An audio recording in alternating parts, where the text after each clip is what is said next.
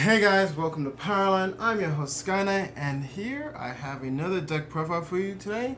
It is my Chronofang deck.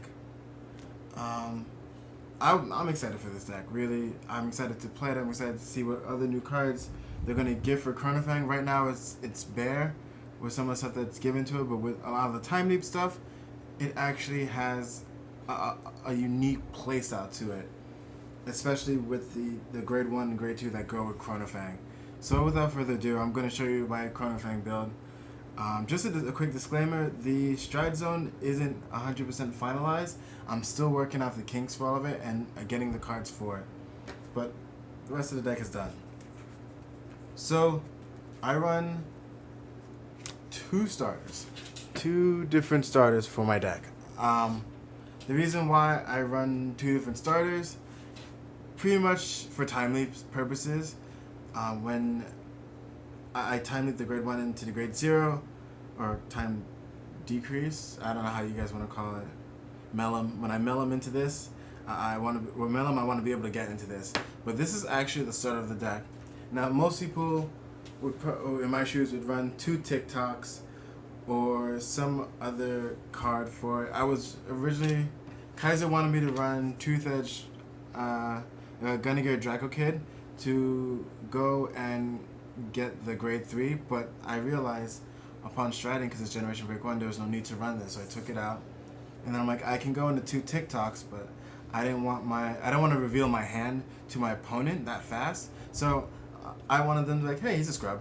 So I'm running this.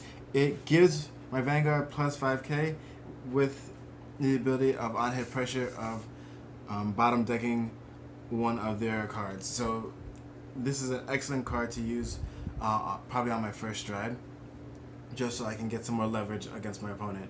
And then TikTok worker, of course, time leaping shenanigans in combat.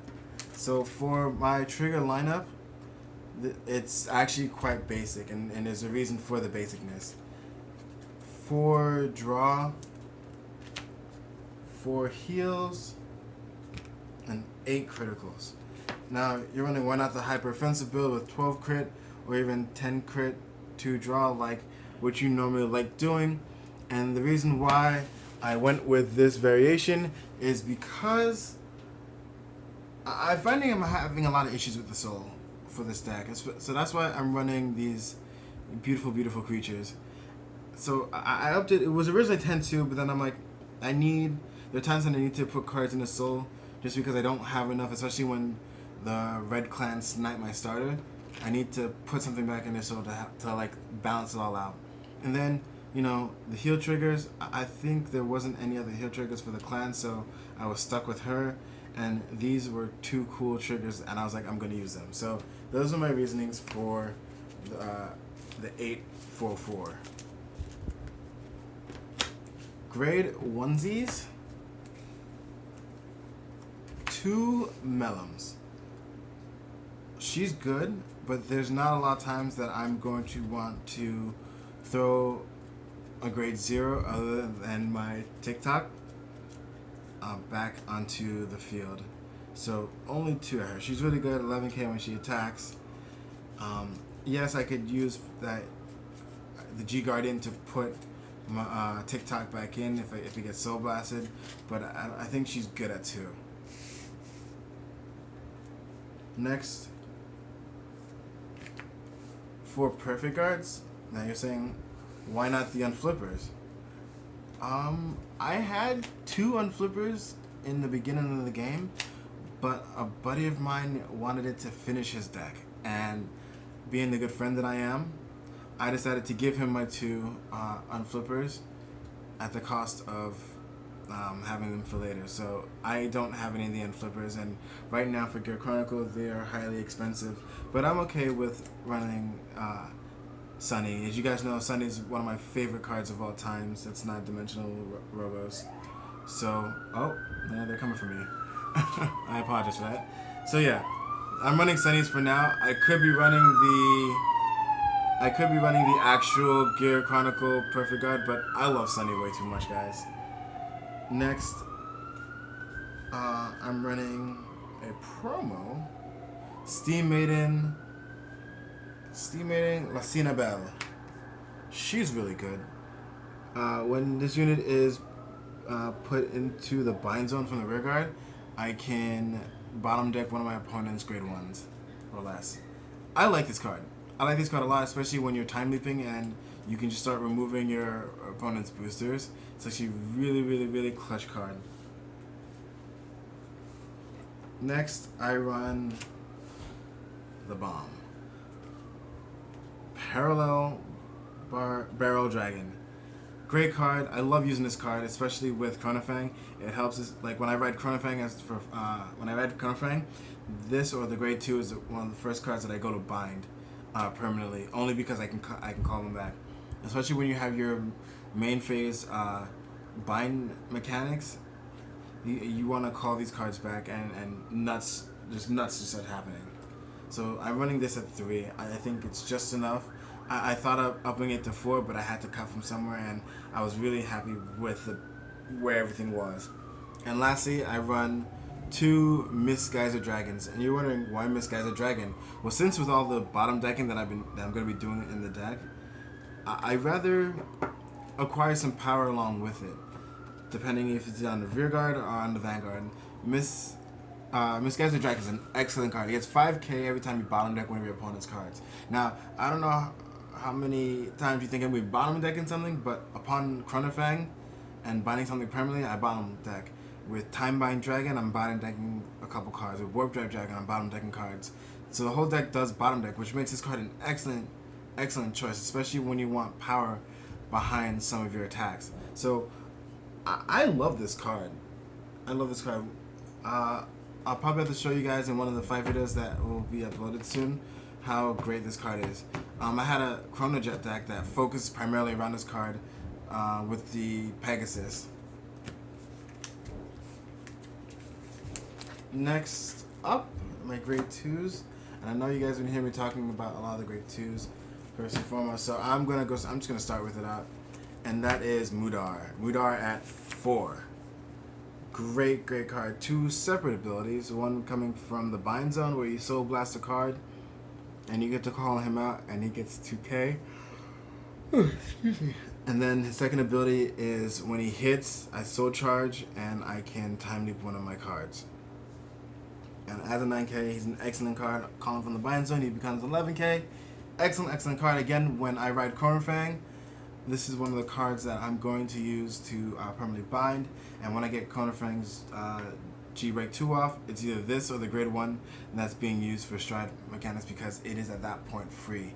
Now, you see the ability up here that says Soul Blast? That's where the problem happens within the deck, and that's where I've been finding most of my problems with the deck. That's why I'm running 4 draws, and 4 of that particular draws because they're going in. And remember, there's a lot of clans that start sniping your starter because of the mechanics and shenanigans you can do. So having little extra cards that go into the soul is not bad. Not bad at all. Next, I run this guy, History Maker Dragon, and then I run 4 Upstream Dragons. Kaiser was upset because I have 2 playsets of Upstream Dragons and I didn't tell him. He's like, bro, how come you didn't tell me? And I'm like, you never asked. And then he got mad. So so these cards definitely staple within the timely variants of the deck. This guy goes and gets to grade 1s. So I can go and grab what's her face? I can go and grab Misguiser Dragon, put it at rest, but you don't really want to call that. You actually want to call Lassina Bell, the Steam Maiden grade 1.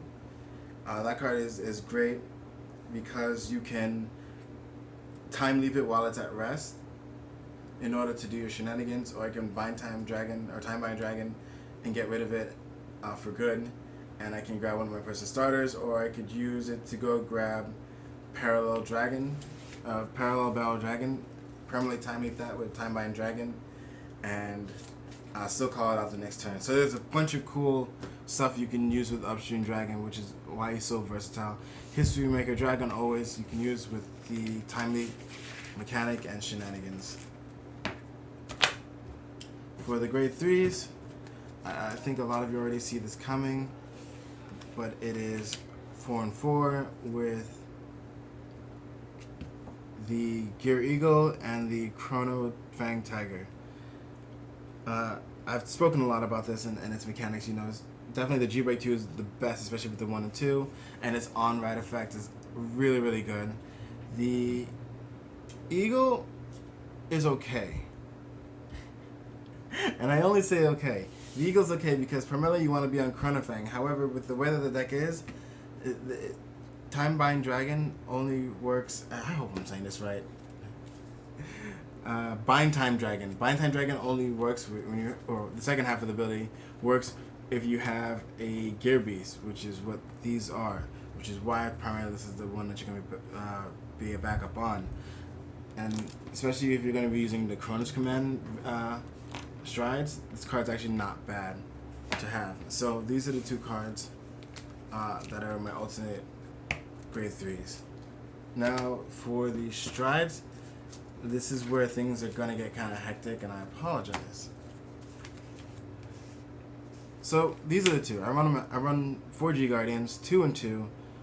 They both have the usefulnesses. I don't really clash. Normally I run 1 more, probably like a Dismal, but I'm okay with 4 right now.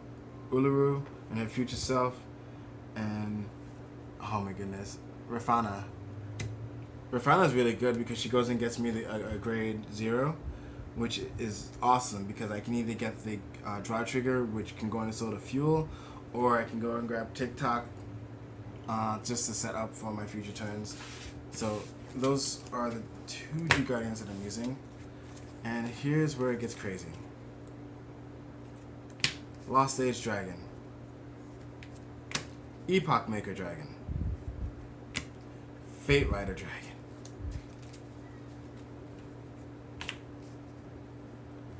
Ragna Clock. 3 Warp Drives. 4 Bind Times.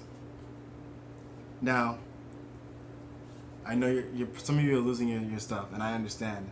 Why aren't you running Chronos Command Revolution? I have 1 Chronos Command Dragon right here, and I had a Chronos Command Revolution.